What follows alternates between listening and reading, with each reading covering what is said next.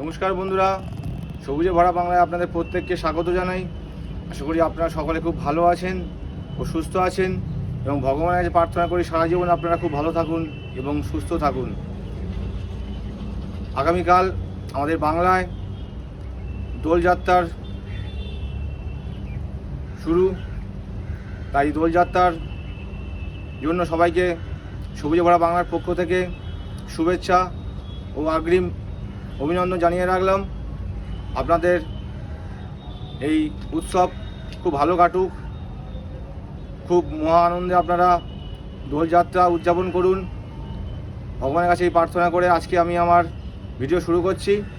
বন্ধুরা, আপনারা জানেন আমি কয়েকদিন আগে আমার এই যে বেলফুল গাছটা আছে, এই বেলফুল গাছটাকে আমি রিপোর্টিং করেছিলাম। এই বেলফুল গাছের এখন আস্তে আস্তে সিজন শুরু হচ্ছে। এই বেলফুল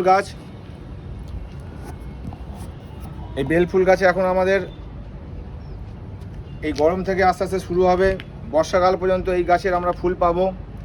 তাই এখন আমাদেরকে এই বেলফুল গাছ আমাদের এতদিন ধরে ডরমেন্সিতে ছিল, সব পাতা পাতা ঝরে গেছে। এখন আমাদের এর করণীয় হচ্ছে একে আমরা কিছু কাটিং করে ডালপালা ছেঁটে এবং যেসব গাছের আমরা বুঝবো যে রুট কিছুটা বাদ দিতে হবে, সেই সব গাছগুলোকে আমরা রিপোর্টিং করে কিছু রুট বাদ দিয়ে আমরা আমাদের গাছকে আবার নতুন করে জীবন দেবো। তাই বন্ধুরা, আমি কয়েকদিন আগে আমি আমার এই বেলফুল গাছে রিপোর্টিং করে আপনাদেরকে দেখিয়েছিলাম।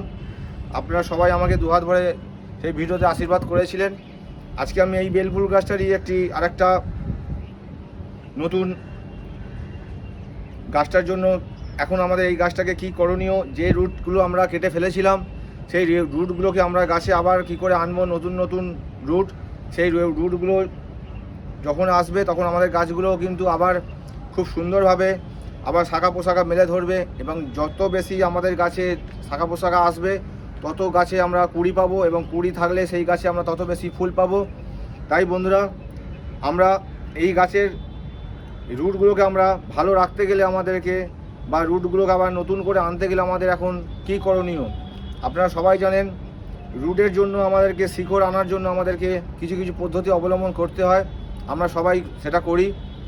কারণ শিকড় যদি গাছের ভালো না থাকে বা গাছের শিকড় যদি পছন্দ হয় তাহলে সেই গাছ কিন্তু আস্তে আস্তে মৃত্যুর দিকে ঢলে পড়বে বা গাছও কিন্তু খুব একটা ভালো হবে না। আমরা হয়তো গাছে খাবার দিয়েই যাচ্ছি কিন্তু গাছ সেইভাবে বৃদ্ধির দিকে এগোচ্ছে না, তখন আমরা হয়তো ভাবলাম হয়তো গাছে খাবার নেই তাই হয়তো গাছ সেইভাবে বৃদ্ধি পাচ্ছে না, আমরা উল্টা আবার খাবার চার্জ করে দিলাম গাছটাকে। কিন্তু তখন দেখবো গাছে আমাদের হিতেই বিপরীত হয়ে যাবে, তখন আস্তে আস্তে হয়তো গাছটা মৃত্যুর দিকে ঢলে পড়বে। তাই বন্ধুরা, আমাদের গাছকে ভালো রাখতে গেলে আমাদেরকে আগে শিকড়ের যত্ন নিতেই হবে। এই শিকড় যত বেশি আমাদের গাছে থাকবে তত আমাদের গাছ সুন্দর থাকবে বা শিকড় যত আমাদের সুস্থ থাকবে তত গাছও আমাদের সুস্থ থাকবে। তাই বন্ধুরা, আমরা এই গাছকে এখন হিউমিক অ্যাসিড দেবো আমরা। আপনারা জানেন হিউমিক অ্যাসিড কি, আপনারা সবাই হয়তো ছাদ বাগানে ব্যবহার করেন, আমিও প্রতিটা গাছে আমার হিউমিক অ্যাসিড আমি ব্যবহার করি। আমি ব্যবহার করে দেখেছি যে হিউমিক অ্যাসিডের কার্যকারিতা গুণ কত ভালো এবং আপনারা সকলেই হয়তো ব্যবহার করেন। যারা করেন না তাদের কাছে আমার অনুরোধ, আপনারা হিউমিক অ্যাসিড আপনাদের ছাদ বাগানে নিয়ে আসুন। এই হিউমিক অ্যাসিড ব্যবহার করলে আমাদের গাছ খুব ভালো থাকবে এবং সুস্থ থাকবে। এই হিউমিক অ্যাসিড আমাদের ছোট গাছ যখনই আমরা টবে বসাবো তখন থেকে আমরা যদি এই গাছের গোড়ায় অল্প অল্প করে ব্যবহার করি তাহলে কিন্তু আমাদের গাছ খুব ভালো থাকবে। তাই বন্ধুরা, আমি হিউমিক অ্যাসিড আমার গাছে প্রয়োগ করব। হিউমিক অ্যাসিড মানে কিন্তু এটা অ্যাসিড নয়, এটা কিন্তু হিউমিক অ্যাসিড হচ্ছে আমাদের একটা জৈব উপাদান। এটা কিন্তু গাছের কোনো খাবারও না বন্ধু, বা গাছের কোনো এটা ওষুধও নয় বা গাছের কোনো সারও নয়। এটা আমাদের গাছের রুটকে খুব ভালো রাখবে। গাছের খাবারকে যদি গাছ খাবার গ্রহণ করতে না পারে, আমরা যদি এই হিউমিক অ্যাসিড গাছের গোড়ায় দিই তাহলে কিন্তু গাছ সেই হিউমিক অ্যাসিড গাছের শিকড়ে পড়লে আস্তে আস্তে শিকড়গুলো ভালো হয়ে গেলে গাছ কিন্তু আবার তার নতুনভাবে সেই খাবার খেতে থাকবে এবং বৃদ্ধির দিকে এগোবে। তাই আমাদের হিউমিক অ্যাসিড ব্যবহার করতেই হবে, করলে খুব ভালো হয়। তাহলে বন্ধুরা, এই হিউমিক অ্যাসিড এটা একটি জৈব উপাদান। এটি আমাদের প্রকৃতির মধ্যে যেসব গাছের পাতা পড়ে বা কিছু আমাদের প্রাণী এইসব জিনিস পুষতে পুষতে শুরু করে একটা পচনশীল জিনিসে পরিণত হয়, সেইখান থেকে কিন্তু এই হিউমিক অ্যাসিডটা উৎপন্ন হয়। আমি পুরোটা আপনাদের ভালোভাবে বলতে পারলাম না, যারা বড় বড় তারা হয়তো জানতে পারবে হিউমিক অ্যাসিডের পুরো এটার কি কার্যকারিতা। তাই আমি যতটা জানলাম সেটাই আমি আপনাদেরকে তুলে ধরলাম।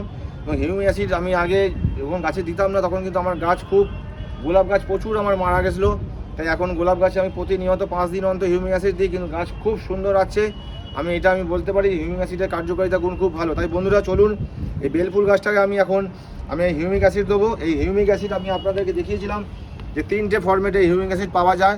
একটা দানা আকারে পাওয়া যায়, একটা জেলি আকারে পাওয়া যায় এবং একটা লিকুইড আকারে পাওয়া যায়। এই আপনারা 3টের মধ্যে যে কোনো একটা আপনারা ব্যবহার করবেন। দানা আকারেরটাই হয়তো একটু দামে একটু সাশ্রয় হবে, আপনারা দেখে নেবেন দোকানে। কার্যকারিতা গুণ সবকটারই ভালো, আপনারা যেটা খুশি ব্যবহার করতে পারেন, যে কোনো কোম্পানির ব্যবহার করতে পারেন।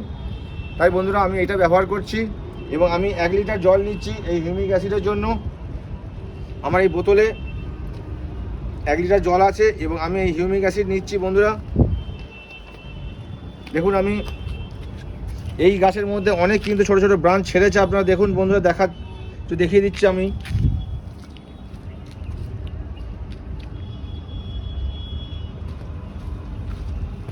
দেখুন বন্ধুরা, এই গাছের মধ্যে প্রচুর ছোটো ছোটো শ্যুট বেরিয়ে গেছে। দিন 7 আগে আমি কিন্তু এই গাছগুলোকে প্রুনিং করেছিলাম। দেখুন বন্ধুরা, ছোটো ছোটো শ্যুট ছাড়া শুরু হয়ে গেছে। দেখুন এই যে আমার আঙুলটা দেখছেন, আঙুলের এখানে দেখুন এই শ্যুটগুলো মেরে দিয়েছে এবং এইখানেও দেখুন সব শ্যুটগুলো আস্তে আস্তে দেখা দিচ্ছে। এই দেখুন বন্ধুরা, এখন বন্ধুরা এর আমার শিকড়কে ঠিক করতে হবে। দেখুন প্রচুর শ্যুট এখানে দেখা দিয়ে দিয়েছে। এই ছোটো গাছটার মধ্যে দেখুন, এই দেখুন শ্যুট দেখা যাচ্ছে, প্রচুর শ্যুট ছেড়েছে। আমার আরও গাছ আছে, বেলফুল গাছ, আমি সবগুলোকে করব। তাই বন্ধুরা আপনারা দেখুন, এবার আমি এই হিউমিক অ্যাসিডটা আমি এই বোতলের মধ্যে 1 লিটার জল আছে, আমি এই 1 লিটার জলটাকে আমি এই মগের মধ্যে ঢেলে, আপনারা যে ফরম্যাটটি ব্যবহার করুন না কেন, হিউমিক অ্যাসিডের গুঁড়ো বলুন, জেলি বলুন বা লিকুইডটাই বলুন, আপনারা 1 ml নেবেন। যদি আপনার লিকুইড হয় তাহলে 1 ml নেবেন, 1 লিটার জলে মেলাবেন। যদি জেলি আকারের হয় তাহলে আপনারা 1 গ্রাম মতো নেবেন 1 লিটার জলে, এবং যদি দানা আকারে নেন তাহলে সেটাও 1 গ্রাম নেবেন 1 লিটার জলের জন্য। নিয়ে আপনারা সেটা জলের মধ্যে ভালো করে মিশিয়ে নেবেন। এটা একটি কালো একদম আচারের মতোই বলা যায়। ভালো করে এটাকে জলের মধ্যে মিশিয়ে নেবেন। দেখুন পুরো কালো হয়ে গেল জলটা।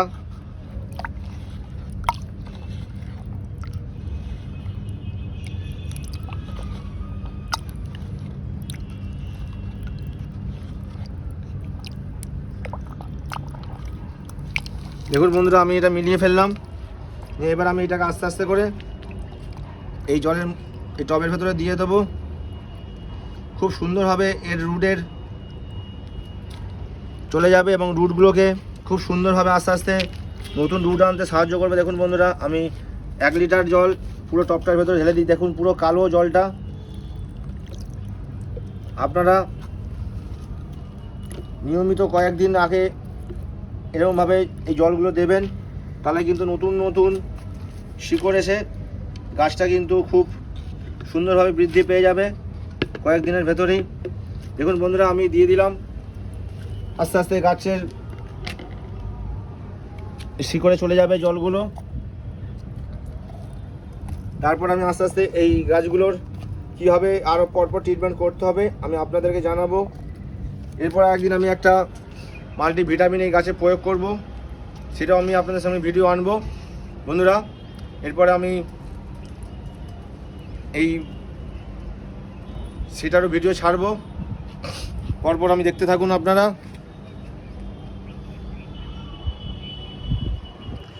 পরপর এরপর ভিডিও আসবে। তা বন্ধুরা, আমি এরপরে কয়েকদিনের মধ্যে এটার জন্য একটা ভিটামিন এটা আনবো, সেটা আপনারা দেখবেন। তাহলে বন্ধুরা, আমি হিউমিক অ্যাসিড আজকে এখানে এই গাছের গোড়া দিলাম, আবার একদিন পরে আবার দেবো। এইভাবে আমি আস্তে আস্তে রুট ট্রিটমেন্টটা শুরু করব। তারপর তো পুরো ভিডিও থাকবে। এরপর আমি সূর্যমুখীরও ভিডিও আপনাদের দেখিয়েছিলাম বীজ কীভাবে আমি রোপণ করতে পারি।